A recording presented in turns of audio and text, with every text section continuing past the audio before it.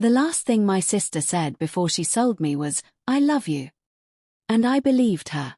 That is the part that still wakes me up at night. Not the chains. Not the darkness. Not the men with cold eyes. It is the smile. Her smile. The one she wore right before she handed me over like something she had grown tired of carrying. But let me take you back. Because this did not begin the day she sold me. It began on a quiet morning when we were children. Our mother served 2 bowls of soup, and Amoka looked into mine and decided, for the very first time, that I had too much. We grew up in our bar. Real our bar. Generators humming every evening. Okada riders slicing through traffic like they owned the road. Our father, Oke, ran a small provisions shop. Our mother, Ngozi, sold tomatoes at the market every morning until her back gave out around noon. We were not rich. But there was always food. Always school fees, even when Oke borrowed them. Always 2 of everything, 2 dresses, 2 sandals, 2 bowls of soup. 2 daughters. Me, Chinello, and my sister, Amoka. Amoka was the kind of girl who needed to be seen. If she swept the compound, someone had to notice. If she cooked, someone had to praise it before she would eat it herself. She moved through rooms like she was auditioning, always performing, always watching for the reaction. I did not know that was dangerous. I was a child. I woke up early because lying in bed made me anxious. I cooked because I loved the smell of pepper hitting the pot at dawn. I helped Mama pack her market bags because her knees were already aching. I did these things without thinking about reward. And that was exactly the problem. When you do good things quietly, people notice loudly. And when people notice loudly, the person beside you counts every word of every compliment that did not land on them. Amoka counted every one. By the time I was 14, a wall had grown between us that I could feel but not explain. She stopped sharing her comb. She stopped calling me by name, just you or that one. When our father praised my grades, she left the room before he finished his sentence. I tried. I saved her the better piece of meat. I kept her secrets, the boy she liked, the money she took from Mama's purse and never returned. She accepted everything I gave and looked at me after like I owed her more. Our father saw none of it. Oke was a good man but a blind one, the kind who believes that because he provides equally, his children must love each other equally. He was wrong on the last point. Our mother, Ngozi, saw more. She would catch Amoka's eye across the room with a long, questioning look. But she never confronted it. She believed time smooths everything. Time did not smooth this. The friends arrived when I was 15. Kiru was first, a sharp-laughing girl who had failed her WAC twice and wore it like a badge. She found Amoka at the junction one evening and recognized in her something familiar. A beautiful girl who believed the world owed her more than it was giving. Then came Ifeanyi, 20 years old, with a boyfriend who paid for everything. Then Chidima, the quiet, dangerous one. She observed everything, said little, and when she did speak, what came out had teeth. She planted seeds in conversations, walked away before they grew, so that by the time the idea bloomed, you thought it was your own. Within 3 months, Amoka was different. Not loudly different. Slowly different. The way water changes the shape of rock, you don't notice until the rock is gone. What none of us saw was the conversation happening beneath all of it. One night, the 4 of them sat in Amoka's room. Generator running. Minerals on the table. Kiru said something that should have ended in silence. I know a man. He pays well. For girls. Ifeanyi raised an eyebrow. What kind? Young ones. Clean ones. He takes them east. Says they are well taken care of. How much? Chidima asked. Kiru named a number. Amoka sat up. It was enough to rent a flat, buy something real, step fully out of the house on Umuola Road and become someone different. Someone who did not share space with a sister who got every compliment she deserved. Who brings the girls? Amoka asked. Her voice was light. Like curiosity. Kiru looked at her slowly. Whoever wants the money. Then Amoka's own voice, the last piece of her that was still recognizable, whispered inside. Sell my own sister? That question sat there for a full moment. Chidima said softly, without looking up, She would not even struggle. You know how trusting she is. The door closed inside Amoka. She nodded. I did not know any of this. The morning of it, I woke before 5. I made pepper soup. I ironed my father's shop shirt while it simmered. I covered Amoka's breakfast and left it warm on the table. She came downstairs around 8, dressed nicely. She sat down and ate every bit of the food I had kept for her. When she finished, she looked up and smiled. Let's walk to the market together. Mama needs pepper. Something moved in my chest. The specific warmth of a sister who has come back. It had been months since she offered anything with me. I did not ask a single question. I put on my sandals. She talked the whole way. Old stories, the time we both fell in the gutter after school, the time she burned the rice so badly the pot was thrown away. Stories only a person who was there can tell. I was laughing. Genuinely laughing. We passed the pepper stalls. I noticed but said nothing. I thought she knew another route. I had 16 years of trust stored up for her. She was using all of it today. We reached a side street I had never seen. A dark blue sienna with tinted windows. 2 men leaning against it. And Okoro, a man everyone knew from around the area, the one in the transport business, who greeted elders at church with a calm and reasonable face. Wait here, Amoka said. Let me greet somebody. She walked to him. They spoke 30 seconds. He handed her something. She folded it into her wrapper without looking at it. Then she turned around. And I saw it. Before I understood it, I saw it. Something had left her face.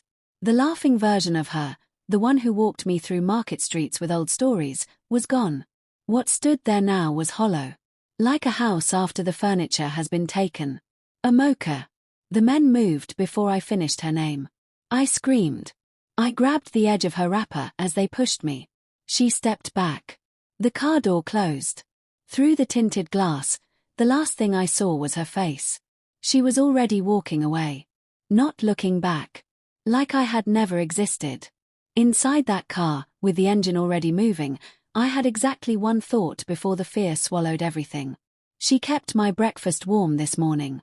She kept it warm, and she still did it. Back on Umuola Road, Oke came home to find Ngozi pacing. Chinelo is not back. He looked at Amoka, sitting outside with her phone. Where is your sister? She looked up. Her face arranged itself perfectly. She went to the market. She has not come back. I am worried too. By midnight, Oke had visited 4 neighbors. By morning, he was at the police station. By the second day, a search group was moving through the streets of our bar calling my name. Okoro walked beside my father in that search party. He called my name in the street. He shook his head and told Oke, "We will find her, sir. God will not allow evil to stand." My father thanked him. The first thing I learned in that car was how to breathe without panicking. The second was that screaming would not help me. Okoro spoke to me like a headmaster. Calm. Certain. He said I was going to Enugu. I would work in a house. He said nothing about going home, and that told me everything. 2 other girls were already in the back seat. One pretended to sleep. The other, a girl with a small scar above her left eyebrow, looked at me steadily and said nothing. Her name was Nora. She would become important. The compound was large, fenced, with a generator and a dog that barked once and went quiet. A woman named Madam Ruth ran the house, neat, 50s, soft-spoken, the face of a church deaconess. She told us the rules without cruelty. Said we were here temporarily. Said those who cooperated would be sent ahead quickly. She never said where ahead was. 12 girls already lived inside. They sat on mats, some talking, most staring at nothing. That blankness, I recognized it as a decision. Survival is the only language worth speaking here. I took notes. In my first week, I did 3 things. I made myself useful, swept without being asked, helped serve food, stayed quiet and watchful. The same habits I had at home. The ones Amoka hated me for. I watched Madam Ruth. Not her words. Her habits. Particularly a younger woman named Sandra who helped her, 25, defeated, trusted with the padlock key on Thursdays. And I became Nora's friend. Nora had been there 6 weeks. She told me what she knew in small pieces, at night. There is a delivery day. Every 2 weeks. A truck comes, takes some girls, sometimes brings new ones. The ones who go never come back. Where? Abroad. Or farther inside. Depends on who paid for who. How many Thursdays since you arrived? 2. I did the math quietly. 2 more Thursdays before my name came up. Then we have to move, I said. Nora looked at me a long time in the dark. You think I have not been thinking about that?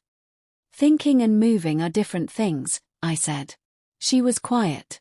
Then, what do you have in mind? I needed one more person. BC. 17, always near the back window, still something awake behind her eyes. The only girl who had not fully surrendered to the blankness. I told her what I knew. Sandra. The Thursday key. The gap in the back fence near the generator, barely wide enough, but wide enough. BC listened. If we are caught. We are already caught, I said. She thought about that. Then, okay. I will not describe every detail of that Thursday night. Some things belong only to the people who lived them. What I will tell you is that it worked. Not cleanly. My hands shook so badly I could barely hold what I needed to hold. There was a moment where BC nearly made a sound that would have ended everything, and I grabbed her arm and held it until the moment passed. But we got over that fence. We ran separate ways and met at the water pump station 2 streets away, behind a row of zinc shops. I arrived first. Nora 90 seconds later. BC 3 minutes after, limping from where her ankle caught the fence. We stood in the dark breathing hard. Nora grabbed my hand and squeezed once. That was enough. Getting back to our bar took 4 days. A pepper trader named Mama Ease found us by the roadside at dawn. 3 girls walking with nowhere to look like they were going. She stopped her truck without being asked. She asked few questions. She fed us, drove us to the edge of our bar, pressed a 50 naira note into my hand and said, "Find your people." I looked at that note. At her face. At the sheer ordinary goodness of someone who owed me absolutely nothing. Some people save your life without even knowing your name. I did not go home immediately. I had been sitting with a decision for 4 days on that truck. When we reached our bar, I went to the divisional police station across town, not the one near our street. I did not trust who might know who there.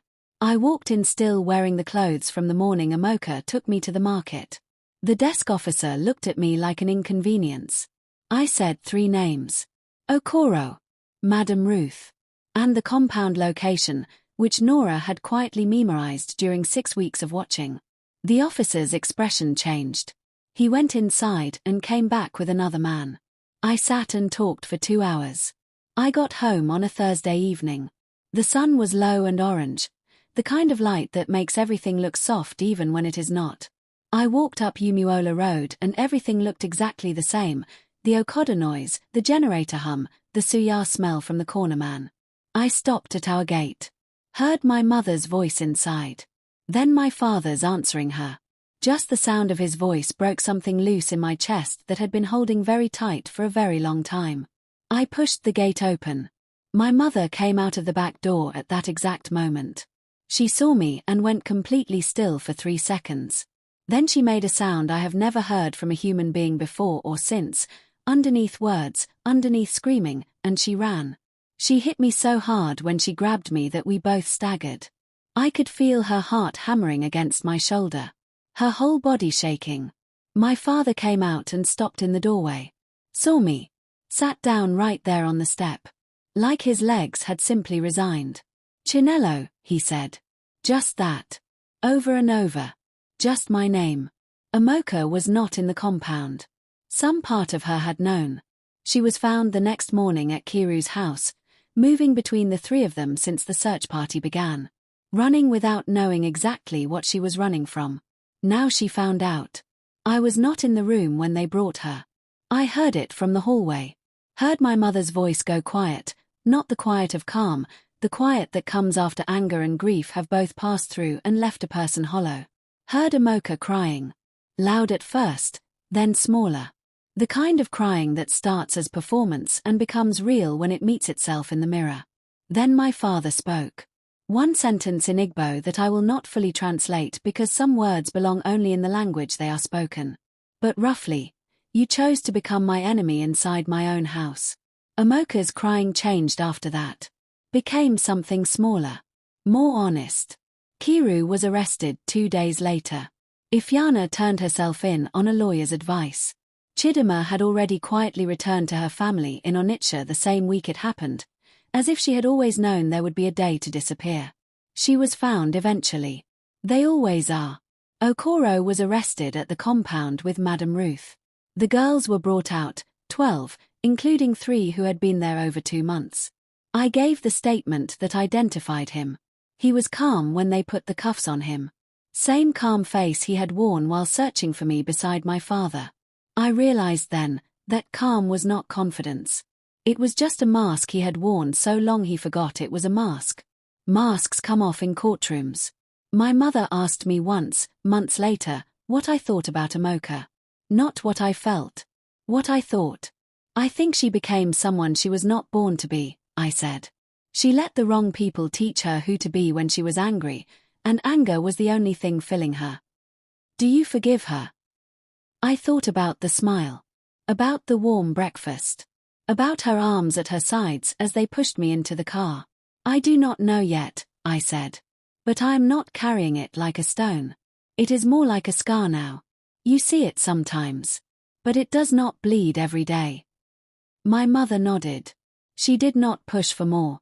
Nora came to visit once, back in her own clothes, in daylight. She looked younger. More herself. We sat in the compound drinking Fanta, talking about everything except what had happened. Then, right before she left, she said quietly, "You know what I think about?" "What?" "What you said. That thinking and moving are different." She looked at me. "You saved us, Chinelo." I shook my head. "We saved us." She smiled. "Same thing." BC called from Lagos to say she had registered for school again. She said it casually, like a small thing. It was not a small thing. It costs enormous courage to walk back toward normal life when normal life is the thing that was stolen from you. I told her I was proud of her. She laughed and said I sounded like a teacher. I took that as a compliment. A year after it happened, I sat for my WAEC. 7 subjects. Distinctions across the board. My father cried when the results came. The second time I had seen him cry, the first being the night I was born, when he could not stop smiling long enough to form proper words. I held that result sheet and thought about something strange. Amoka always believed I was taking from her.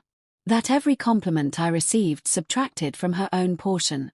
She spent so much energy measuring what I had that she never looked at what was actually hers. The same parents, the same house, the same starting line. She wanted what I had. So she destroyed what she had to get it. And what did she end up with? A folded number in a wrapper. Already spent. And a sister-shaped hole in her chest that no amount of money fills. On the last day of the court hearing, I walked to the mango tree at the end of our street. I used to climb it as a child. Now I sat beneath it, watching our bar move. Okada riders. Children in school uniforms. A woman balancing tomatoes on her head with the grace of 10,000 repetitions. Generator hum. Afternoon light cutting between rooftops. Normal life. Loud and alive and complicated and real. I put my hand against the bark and thought, you cannot sell what belongs to someone. Even if you hold the money. Even if you walk away without looking back. What belongs to a person, their spirit, their name, their future, follows them. Waits for them. Refuses to be transferred. They put me in chains. I walked out in 4 days. Not because I am extraordinary. I am completely ordinary. But ordinary people with unbroken spirits are the most dangerous thing to darkness that exists. Because you cannot buy their surrender. You cannot frighten them into smallness. You cannot make them forget who they are, even in the back of a dark car driving somewhere they did not choose. They tried to sell my future. I came back and built it anyway.